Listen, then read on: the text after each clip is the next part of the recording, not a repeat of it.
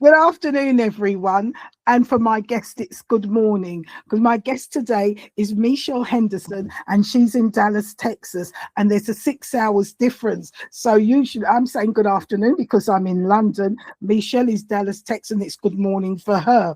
And Michelle was a teacher, and I think she still is. And she worked with autistic children with autism, and her spirituality kicked in with your intuition. But of course, we know it didn't just start from there. It was a journey. So Michelle is here to tell us about her journey, what happened. And I'm sure that some of you are going to say, oh, something like that is happening to me. And this is what it's all about. It's about us sharing our stories to help you all over the world to recognize you're okay. Things are happening because it's time for you to walk that spiritual path. So without much ado, hello, Michelle in Dallas, Texas. Hello. I love it. I love it. And I love technology. Like what you said, we can be, hours apart, but yet we can come into the same time and meet each other, even though you are in the future and I'm in the past. Yes, yes. You're so right. I'm in the future in the afternoon, and you're in the morning, which is past for me. So yes. Absolutely. And I also love that whenever you mention that my story may resonate with other people, that's what helped me along my journey, is seeing how everybody else was in their journey, how they were handling things, because at first you feel like you're so alone. And yes, it started in my childhood, as everything does. so whenever I was younger, and I thought everybody was feeling the same thing I was. I mean, that's just the childhood mentality. And I could feel the different energies around me. And I could feel when I walked in a room or in a building, every place environment felt different. And I always wondered, why is it feeling different? And then there are some environments I did not want to be a part of, and I would leave. And as a child, I didn't understand it. And I could always feel what my friends were feeling. It's almost like I would take their feelings of sadness, and I would take it on. I would embrace it. And I would come home and I'd go, why am I sad? Why am I depressed? It's not me. And I'd go into my room, close the door, and my mom goes, oh, it's my sensitive child. So, and I then started mentioning it because I started getting curious as I was getting older, and I would mention it to my friends. And I grew up in a very conservative town in Texas, and they said, do not open that door. Do not follow that. Do not follow your intuition. Do not follow that gut feeling. Do not get crystals. It's the work of the devil. And I'm going, oh. And so the fear started in me. And I had a great relationship with Jesus. Jesus was my friend. He was my counselor. Every time I got angry, I felt his spirit come in and say, it's going to be okay. Love that. But the fear was there. And so whenever, spirit started knocking on my door in my 20s, I could feel the presence. It's almost like I was hearing the voices, becoming a medium, and I didn't understand it. And it scared me. I had no one to go to. And it's almost like I could hear a party going on in my house. I'm going, what is that? Okay. And they got closer and they got closer. And I got scared, and I kind of like hit, and it was at nighttime, and I would cover my eyes up, and somebody was stroking the back of my head saying, it's going to be okay. And so the next day I thought, I need to go talk to my minister. I don't know what's going on. And my minister was so sweet. She said, you know what? If you're not ready for the spiritual world, for you to work in it, tell them you are not ready.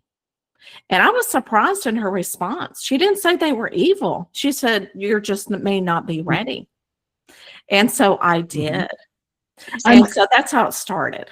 And okay, so I'm sorry, you froze a bit there. So who was it you were talking to that said you may not be ready? It was the minister of my church. Okay. Yeah, yeah. That's wise, because things happen to us and we don't understand, and it can be frightening. It can, especially you, as you said, as a child, you were sensitive and you'll feel people's energies. And I can feel that as well. Sometimes you feel you're happy, you're fine. And then all of a sudden this heaviness comes and you realize you're picking up on something. And I have to scan to see where it's coming from. And then you realize it's not your feeling, it's somebody else's. But growing up with your family, of course, they looked at you as being sensitive. So obviously they didn't realize what is going on. So you didn't have that support. So now when these things are happening to you later on, it is scary. And it was Yes. probably wise for your minister to say, okay, because you haven't had that support, you don't know, and you're probably not ready yet. And what did you do? Have to go away and start looking into things, I suppose. Absolutely. Oh my goodness. See, you can read my mind. You must be a little intuitive yourself. So I did. I contacted a medium, psychic medium in the area, and I just felt drawn, to search. And I found somebody I felt very comfortable with. And she said, first of all, you're not going crazy. You are a medium. You're hearing the other side. And she helped me use my tools so that I understood it and that I became less and less afraid of it. And I figured out how to use it so that I could work with my children and work with the parents intuitively. So that's all I did until I got a little bit older. But I have a question for you. Yes, go ahead. So how old were you when you started feeling your intuitiveness? I think mine started when I was very young. It started with me, I suppose, dreaming, seeing things happening before they happened, and in Technicolor. And I saw it in Technicolor. And I suppose I was in my teens, because I remember something very specific to do with my mother. My mother's a dressmaker, and she has her own business, and she left London and she went home to South America. But this was in London, and I found myself sometimes things will happen and then my head will start to spin, and it was like, remember. It was like someone was telling me, remember. And then I remember this situation that I'm in now, I had dreamt it before. Or this situation I'm in now, I look back and I'd see everything as it is now. But I had maybe dreamt it a year before, 18 months before. So it started like that with dreams, seeing the future before it happened.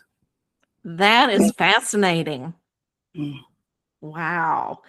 So did that scare you whenever you knew that you had dreamed it and then it came true? No, I found it very interesting. My family, my mother and father, were not churchgoers at all. Mhm. So it wasn't as if I went to church. No, we didn't do that. Oh, right. we didn't do that. But there was something in me that yearned for that spirituality. So as I got older, I was going to churches. I was going to different. That thing was calling me. That was calling me. And that's exactly, as I got older and I retired from education, I told my husband, I said, you know what? The spiritual world is pulling me that direction. I feel like I need to dive into it more. And this was right before COVID. And he said, absolutely. So he said, absolutely. You got to follow your heart. Yes, I have been very fortunate, even though I'm in a conservative town. My husband, actually, his dad was an assistant Baptist minister. Okay. And his mom was into New Age. So he's had both worlds. And he said, you know what? If you're following your heart, you need to do it. Yeah. And my children too, they're going, yeah, Mom, go.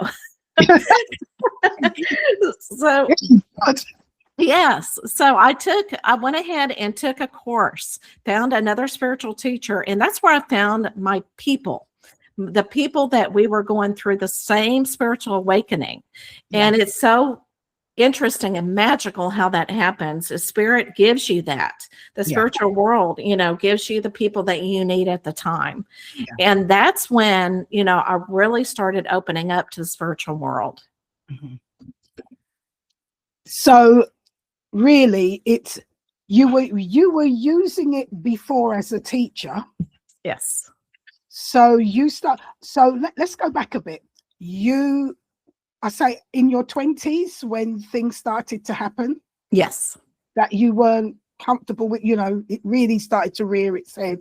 You started to feel things when you were younger, of course, but in your 20s it started to gather momentum, and which frightened you a bit. And so you went on to do your teacher's training, and somehow you started to use that intuition with your teachers, because you said you worked with autistic children. Yes. How did you start to use that gift in your teaching abilities? And Oh, when thank you. did you start using it? When did you start using it? Was it in your 30s, or what made you start to use it? What drew you You, to that? I've always kind of used it already, but I didn't use it to that capacity. So I started using it in my teaching probably in my late 20s, whenever I Mhm. started feeling more comfortable with it.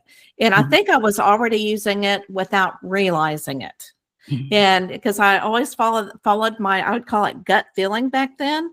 But whenever I used it with children, especially children with nonverbal autism, Mhm. I telepathically could speak to them, and I didn't really realize what was going on. I could kind of, whenever they would have a meltdown, Mhm. I would concentrate on my energy, and I would send my energy, loving energy their way, because a meltdown, that's when they stop listening. So I would telepathically, I wouldn't really use words. I would use a feeling, and Mhm. I would say, you're going, with words, you're going to be okay. But I used it in a frequency, and I used it with energy, and I could see them calming down. Oh. And I just knew, I knew what they were needing, and I knew what my classroom as a whole was needing, because it's Mhm. almost like one consciousness in the classroom, and I Yes. would know what they would need. Now, Mhm. during the special ed meetings, whenever I sat with the parents, and the parents sometimes get emotional because it is their child. They're advocating for their child, and Yeah. they would get worked up. And what I would have to do is use my energy to put a wall around me so that I would not feel them. But at the same time, I would send them loving, calming, and peaceful energy. And that Yes. would help the meeting come down a little bit so that they could talk without without emotionality and be reasonable, and it's hard as a parent, you know. Am I right in saying with autistic parents, sometimes like you're lucky you had this energy, you had this love flow, and you could use it. But I can't even imagine what it would be like as a parent, and you may not have that spiritual awareness, and you have this child, and it could be really frustrating loving this child, but then knowing how to communicate with your own child. And when your child feels frustrated, I can't imagine as a parent how you would become frustrated, because you sometimes you can't connect with them, you don't know how to connect with them.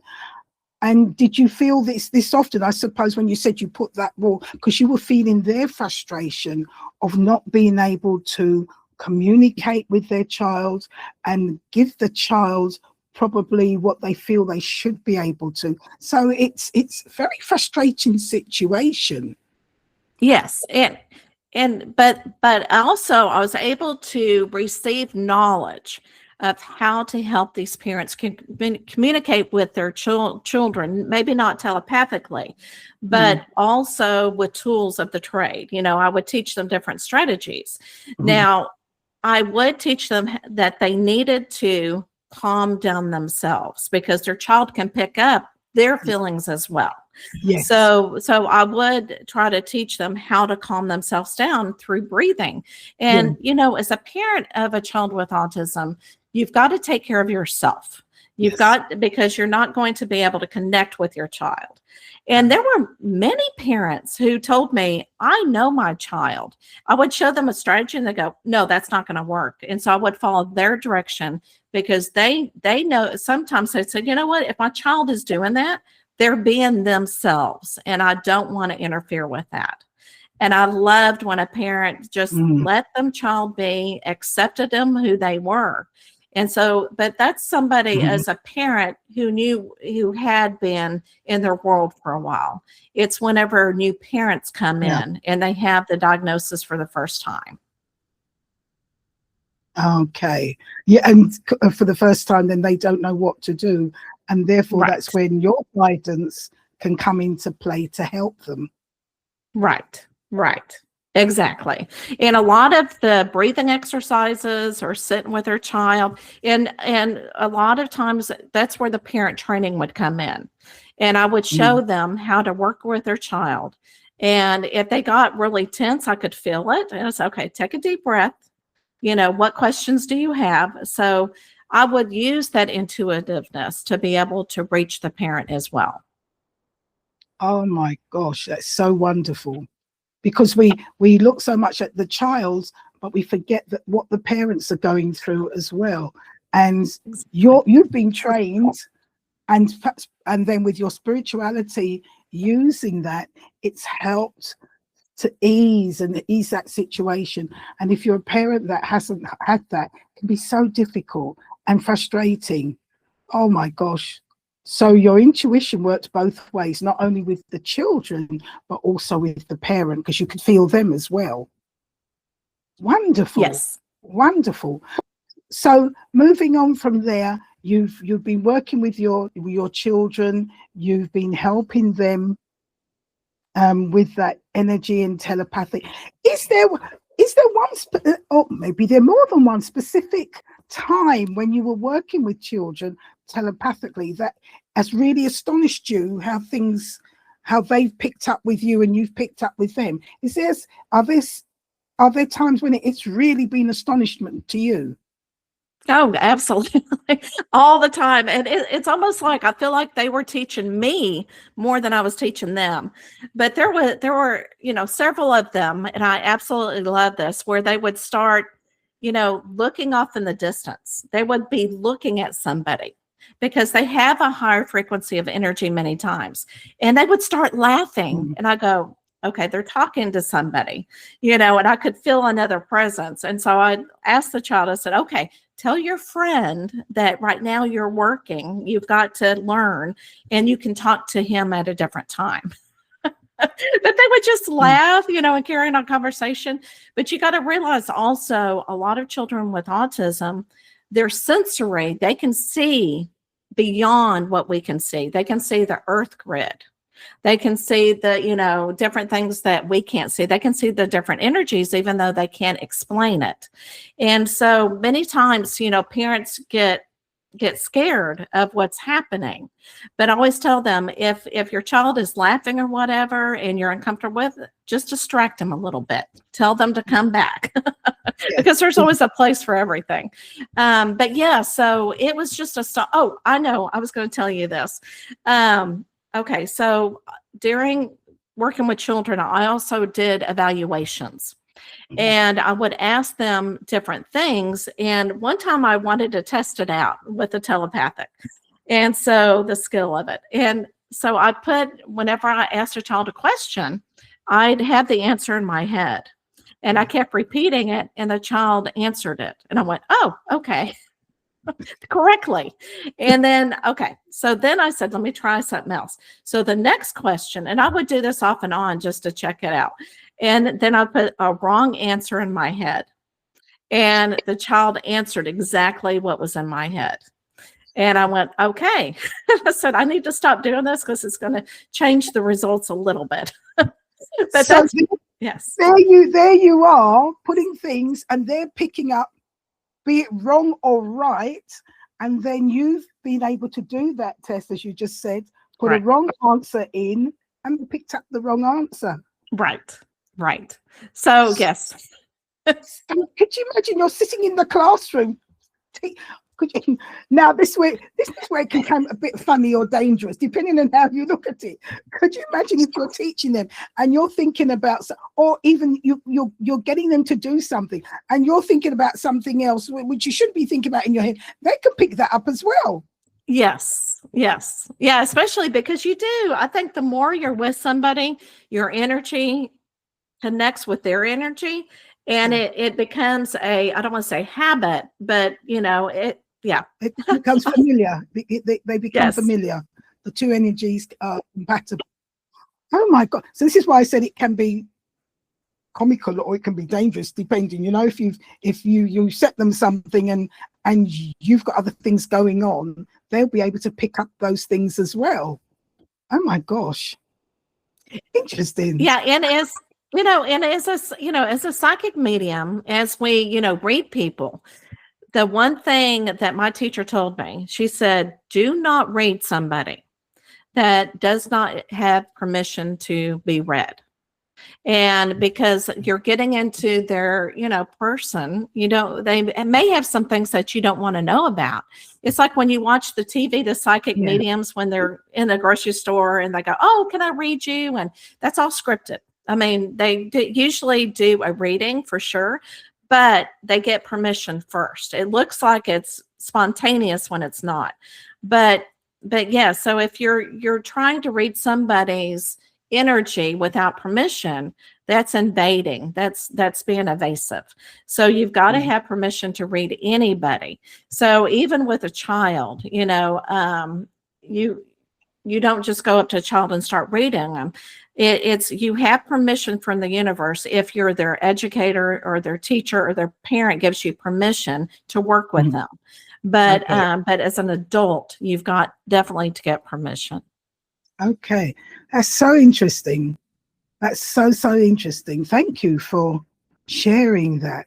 So here you are as a teacher in your late 20s, using this, going on through your 30s, and having some wonderful experiences as well, and doing your own tests to see what can be seen, what cannot be seen, and watching them do funny things, speaking to people you can't see or entities you can't see, and knowing that they can see, and knowing that they can see, they can communicate, but it's a different frequency. So you've gone through this into your 30s, into your 40s, and what has that led you to as you've gone along? How have you developed that? Oh my goodness. So the next step in my journey, is that what you're asking me? What happened next? Okay. So after COVID, my teacher that I had gone through all these courses with, and I felt really good, and I was doing psychic mediumship, but I knew there was more.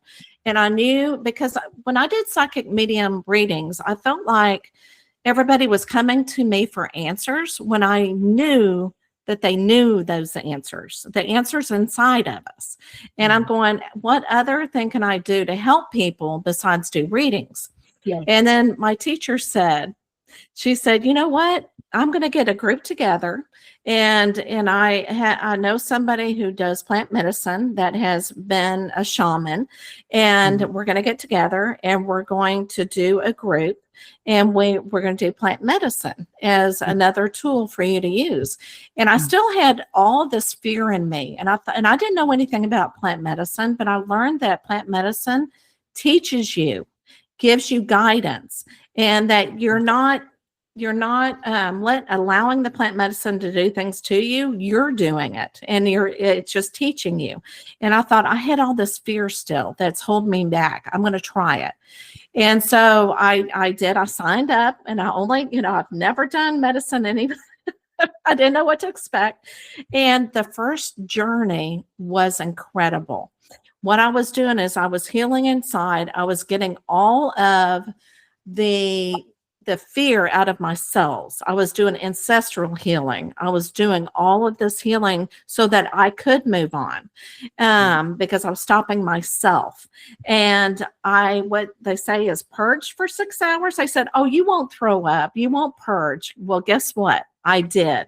And it's not like you're sick, like your stomach, like a flu or anything, like a stomach bug. You're releasing all of that negativity. And it was like I was feeling lighter and lighter and lighter and not as heavy. And it was the best thing I did. And at the very end of this journey, I saw a baby, like I was being reborn again. And of course, I don't understand what's going on, but it just has opened me so much more. And Jesus came to me after that and said, Michelle, I have Sarah with me, and we want you to tell her story. And I'm going, well, of course, Jesus, whatever you say. And he goes, you're going to be channeling her, writing her story through automatic writing. And I said, okay. I didn't know, of course, what the story was or Sarah was. I just trusted in the faith of Jesus. And so I started this, and I started, calling her in, doing the writing, doing her story. And halfway through her story, I'm going, oh my gosh, Jesus, I don't know. I'm not one to shake people up. I'm not one to have people question when I just don't want to make people mad. And he goes, okay, step back and see what you need to do. And I gave it some time, a couple of weeks, and I realized, you know what? It's not my story. It's Sarah's story. And so things were coming out that I wasn't, I wasn't told about. The belief system was kind of being shaken up on my own. But again, I was trusting it. And I found out that Sarah was Mary Magdalene. And I found out some things, along the way. And I'm going, oh my gosh, this is magical. And I thought, you know what? If people may read it and may get angry, but it's like, well, what if this happened? To think of it outside the box. And it really kind of opens up you spiritually. So now what I'm doing is I'm channeling Sarah, or we can say Mary Magdalene, and giving messages. I'm not the only one that's actually channeling Mary Magdalene. There are other people across the world that are as well. It's like she's coming to us at the time that is needing divine timing.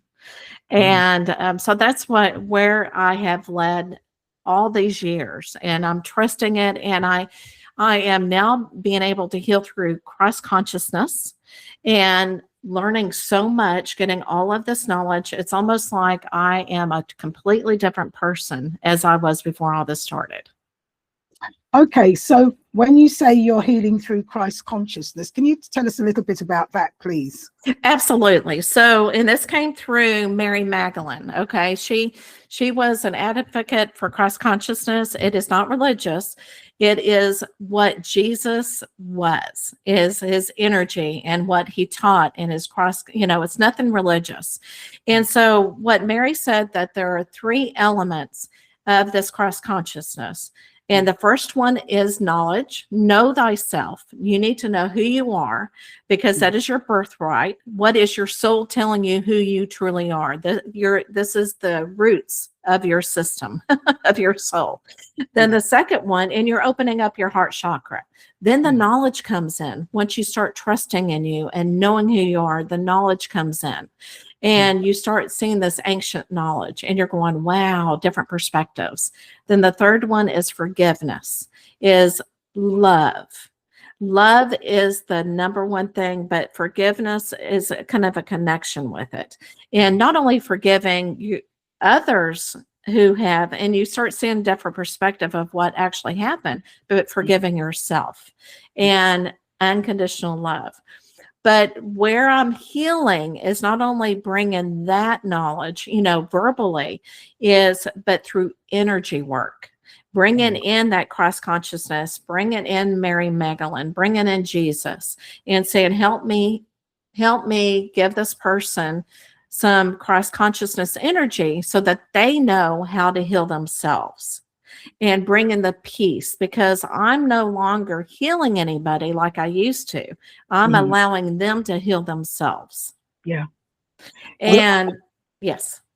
no, so what you're actually doing is making people aware of what their capabilities are, what they need to use in order to stand up and do the work that they're capable of doing. Yes.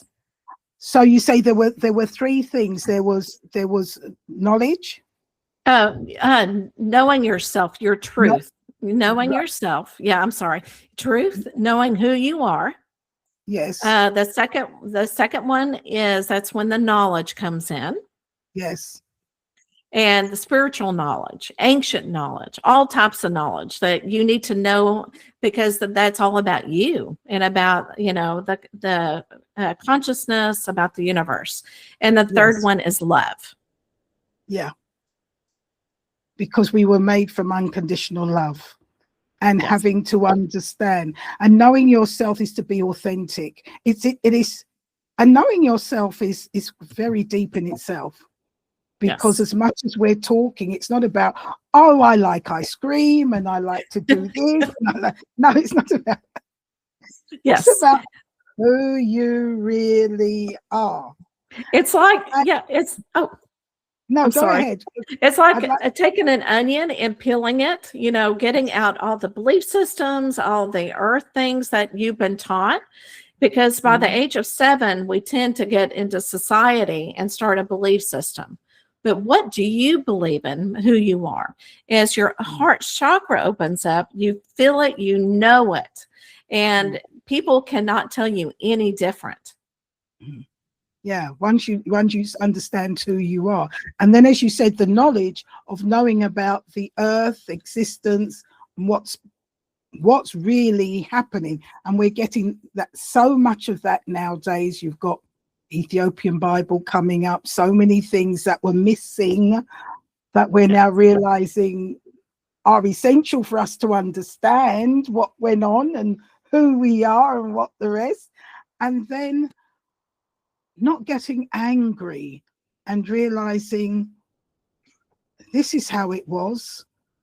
It wasn't done, whatever we do or people do to us, looking at the different perspective, wasn't done deliberately. It was done out of our misconception, not misunderstanding, but I can't say misknowing, unknowing, not knowing, and feeling that it's this when actually it's this. Right. But as you say, when you peel away those onions, but you have guidance to do it, to really understand, you do see things so differently and your values change. Yes. How do you feel within yourself going along this journey with the children and then now going deeper? How do you feel within yourself, how that has affected you? Oh my God. Yes. So, yeah. So I look back and I'm going, I am so grateful for where I have been and where I have become. So it's not like, oh, I wish I didn't do that. Everything was there for a reason. And I accept it and I embrace it. But what I really have learned now is that I am no longer taking other people's stuff in. I am no longer that empath that's trying to help people by taking that energy and saying, can I help you? And let me heal you. And I'm now saying, forget that. You've got to heal yourself, because that's why you're here. You've got to learn your own lessons. So that was a big thing for me, because I was an advocate for the kids. I was an advocate for the parents. I was here to change the world, and not really realizing they need to do it. Each soul is here. We are all divine. We are all a fractal of the divine, learning different things and here to help each other. But once I heal myself, I'm healing other people as well that way. But they have to take on their crap. I am no longer doing that. And I was told during my last journey that, Michelle, you have taken, it's almost like being an earth angel. You have taken, like Jesus, you were there taking away his pain when he was carrying the cross, and you took away his pain when he went up, and as he ascended. And so you no longer need to do that. You are here to teach others of your journey, of what you have learned and what they can learn on themselves, about themselves, and not to question it, to embrace it and embrace who they are, because that is their birthright, and to wake up spiritually and not to be afraid. That's where you get angry, is when you're afraid of something. That's where the anger comes from. Yeah. And to go, why am I feeling angry? You got to feel it and know where that anger is coming from, so that you can forgive yourself for that anger. Yeah. Yeah. You can forgive yourself for that anger, for that feeling of fear. Yes. And it's something that you don't do it overnight. Again, it's like the onion. When you peel one set and clear it, there's another set to do. You clear it and clear it. You keep on peeling and clearing. And it's something that takes a lifetime, continuous, because you're going from stage to stage. You're starting to understand yourself. You're starting to understand that you are an extension of the divine, the creator, that spark. And that you need to get back to that connection, because that's part of the understanding that somehow we became disconnected, and now we have to reconnect and realize that everything we do is coming from that spark, and when we're not alone. Absolutely. And we do everything with the light, through the light, for the light, and by the light. And it's remembering that. And I say that because it is a journey of continuing, because I see myself doing some things, and sometimes I get an anxiety and fear, and I'm thinking, why? Yeah. Why? And it's to realize that there's something there that needs to change.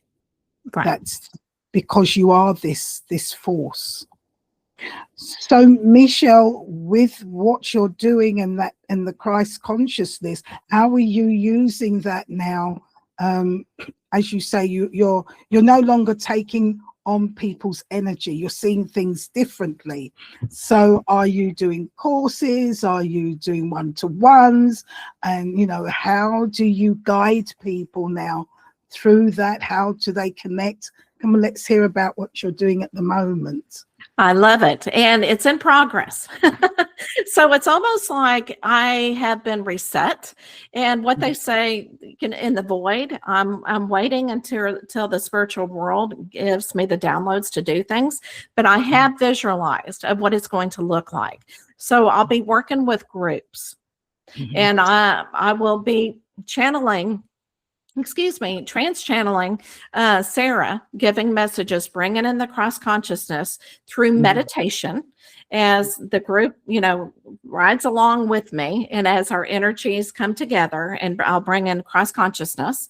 And then what we'll do after that is an integration of things that they need to release. And a lot of spiritual art will be involved in that as well. So it will be in person, especially in the beginning, because of all the energy. You can do energy over the internet, but I'm really being told it needs to be in person. Yeah. And then I'll see what I need to do online where the people can't travel, how I can do it that way as well. You mentioned that there's going to be a lot of spiritual art. Tell me a little bit more about that, please. Okay. Yeah. So a lot of spirituality, a lot of people learn about themselves is through art, being creative. So that's where you bring in the paint, you bring in they can go out and walk along the woods and bring leaves in and make artwork that way. Being in nature, making poems, writing a story. But I love bringing in the paint. That way they follow their guidance. They follow their intuition of what to paint, what's being told to them. They can get in a trance state. And so whatever happens creatively will be spiritually, and they'll get a message from that. And I always love doing like abstract art. And then that way they can do, teach them how to do that. And then bring a message, think Yeah. of a message, and do automatic writing through it. So art is just so important, not only, in a group, but to do it personally at home. It's almost like if you don't want to write in a diary or a journal, you can do artwork to bring out some creativity and some messages from the spiritual world. Wonderful. Wonderful. So to bring this all together, how can people, because you say you're going to do a group and you do things over the internet, if somebody wanted to connect with you, to ask more questions, to get some guidance, how can people connect with you, please, Michelle? Okay, so I right now have a website. I call it the Hub because it's mainly about my books and about myself, but they can reach me there if they have any questions. And so the website is www.themichellehenderson.com. And just to let you know, I always tell people it wasn't ego, the Michelle Henderson. That was the only website domain left. So you say it's B, initials B, Michelle. No, THE. The. Yeah, you're right. The Michelle Henderson. Okay. .com. So now it makes better sense. Henderson, all in lowercasing. Yes. Yeah. Now you just said something about that's where all your books. What books have you written? Okay, so my very first book, this was when I was still a teacher, and I created a nonprofit organization to teach social skills through drama arts and video modeling. And so it was like a curriculum, but it's called Imaginative Social Skills Connecting Through Drama and Technology. Then whenever I got into the spiritual world and I wanted to help parents with intuitive children, it's called Spiritual Nurturing for Intuitive Children. And then the last one, Sarah's Story, is Sarah's Spiritual Journey with Jesus, is the one that I channeled through Mary Magdalene. Have you got the books there at hand? Oh, I have two of them. So I have, yes. So this is the Spiritual Nurturing for Intuitive Children. Yes. And then I have Sarah's Spiritual Journey with Jesus. Okay. Lovely. And then my drama book is back behind me. I know you can't see it, but it's orange, but they can find it on Amazon. Is usually the easiest way to go and get your book. Okay, Michelle, that has been so interesting, especially working with autism and autistic children, what they can see, your experiences and your experiments where they can do telepathic. And we look at things in our society and children when we think, oh, they need to be fixed, but they've just come through with a different energy, and to understand how they use that energy, and it must be difficult for them within this earth plane, seeing what they're seeing, hearing what they're hearing, and not on the same frequency as that, and yet can see so much more that we try to see ourselves. And so that must be a wonderful experience. Michelle, before we say goodbye and thank you, leave us with a nugget or two of some kind of advice for those who have listened, to help them along their spiritual journey. Okay. And let me ask you, would you like this from Mary Magdalene? Or Sarah? Whichever is, okay. Whichever you feel, it's down to you. Okay. All right, I'm going to close my eyes, and I close my eyes just so that I can feel the energy, and I'm hearing what she wants me to know, or to say to you. Okay, and this is, and I always start the intention of for your listeners, and for whoever's listening to this, what message do they need to know?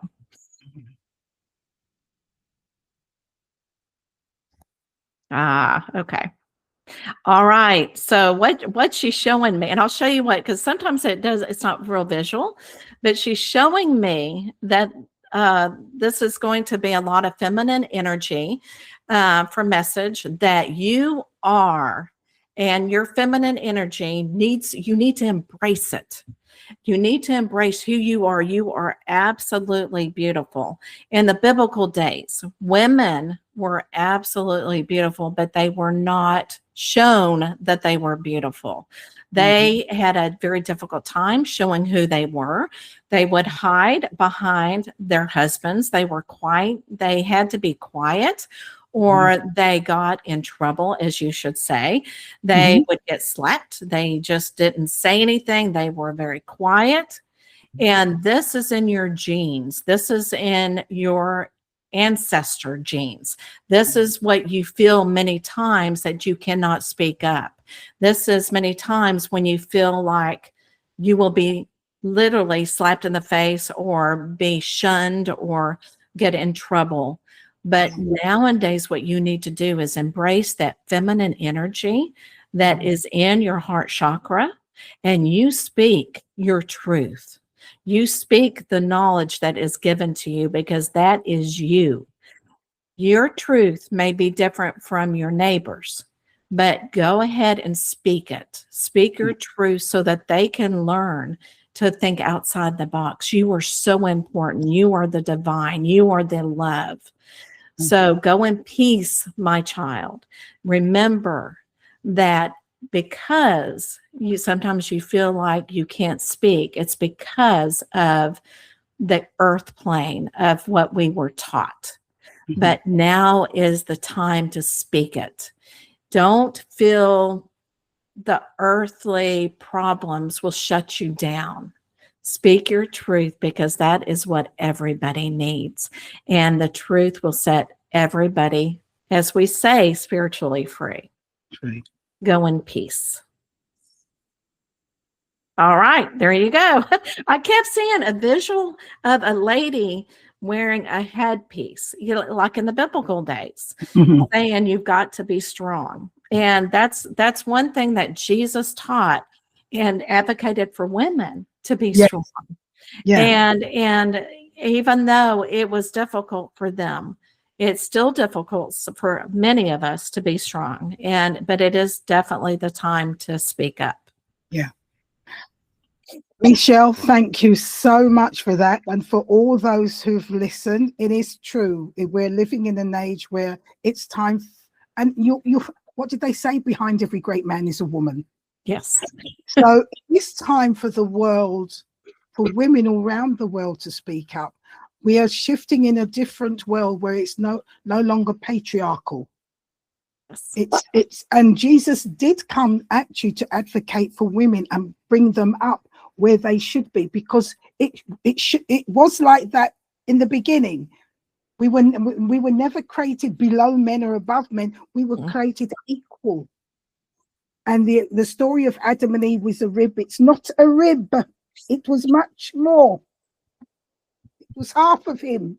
So we really need, and in this day, so much is coming out. So much is being, Spirit is shaking up everything for us to awaken. So for all my visitors, for all my people all around the world, information is out there now, and we need to take that step to look at it.